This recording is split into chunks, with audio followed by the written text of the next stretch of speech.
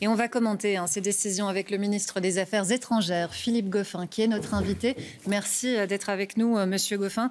Alors, comment se prennent ces décisions? Parce qu'on sait, elles concernent beaucoup de Belges. Donc, on estime que la situation est suffisamment grave que pour agir et décider de ces zones oranges et rouges. Voilà, donc chez nous, comment fonctionnons-nous? Le gouvernement fédéral a confié la mission au Céléval de mettre des couleurs aux différents pays et les affaires étrangères reprennent finalement ces couleurs à titre d'information.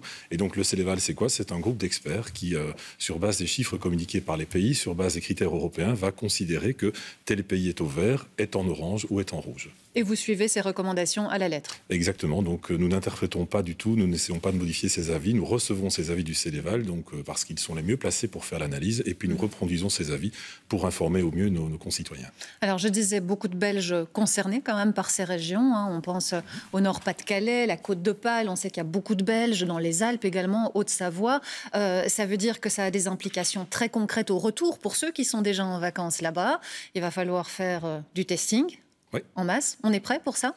On est prêt, donc c'est vrai qu'au début des vacances, on avait annoncé que nous serions dans une période très mouvante, assez incertaine. C'est vrai que le Belge aime voyager, notamment en France, notamment en Espagne. Et le premier pays qui a posé quelques problèmes au niveau de l'une ou l'autre de ces régions, c'est l'Espagne. On voit maintenant que la France aussi passe en orange, voire au rouge pour la Mayenne. Heureusement, ce n'est pas la zone la plus fréquentée de la Mayenne, mais il y a d'autres zones qui sont beaucoup plus fréquentées par les Belges. Et c'est vrai que ça implique et ça a des conséquences, notamment au retour. Je rappelle que pour les zones oranges dont on revient, il y a une quarantaine qui est recommandée ou demandée, avec le plus simple, c'est de se rendre chez son médecin et de prendre alors les dispositions qui s'imposent par après. Quatorzaine recommandée ou obligatoire en fonction de la zone dont on revient.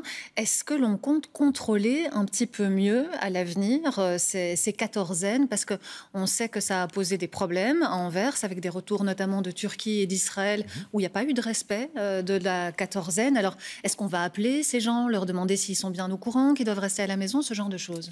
On sait qu'effectivement, le contrôle n'est pas facile. On ne peut pas contrôler tout le monde. Il y aura des contrôles aléatoires exercés.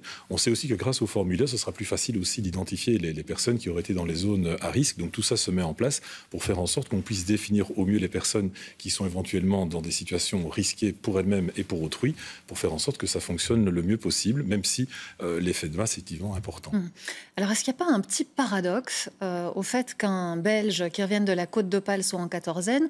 En revanche, un Anversois qui va à la côte ou qui va dans les Ardennes, là, il n'y a pas de problème. Pareil pour un Namurois qui voudrait aller à Anvers. Principe de précaution vaut pour tout le monde, évidemment. On est évidemment très conscient qu'une personne qui habite dans une zone orange ou qui se rend dans une zone orange, par exemple, là, la province d'Anvers, va s'appliquer à elle-même, évidemment, ce même genre de réaction, de comportement, avec la prudence d'une part, puisqu'on indique que cette région-là du pays est particulièrement délicate, donc avec une vigilance accrue, pour reprendre le terme exact tel que publié, notamment sur le site des Affaires étrangères. Et il est vrai que, dans ce cas-là, le principe de précaution vaut aussi, on l'a dit finalement, le geste de solidarité qui s'impose à soi-même vaut pour autrui, et donc il est évident que ces comportements s'imposent à nous aussi. Une dernière question, Monsieur Goffin, vous êtes membre du gouvernement actuel. Hier soir, Bart De Wever a déclaré que pour le futur gouvernement, aucun parti ne souhaitait plus voir l'EMR dans la coalition. Une réaction? Je sais que Georges-Luc Bouchet a travaillé énormément dans le cadre de ce qui s'est passé depuis qu'il est à la présidence du EMR. Il n'a pas ménagé sa peine, il a cherché des solutions et continuera à en chercher. On s'est toujours montré disponible. En fait, on a mis deux exclusives au sein du EMR, l'extrême droite, l'extrême gauche. Depuis lors, on a travaillé, on a cherché des solutions. On se rend bien compte que la situation n'est pas facile. Et nous aussi, au niveau du EMR, nous appelons à un gouvernement de plein exercice le plus rapidement possible. Vous n'êtes pas choqué? C'est des propositions, des expressions qui ne sont pas conformes à ce que Georges-Louis a fait depuis ces mois-ci. Il a énormément travaillé, il a toujours été du côté de la solution et il le restera. Merci, Monsieur Goffin, d'être venu vous exprimer sur le plateau du journal télévisé de la RTBF.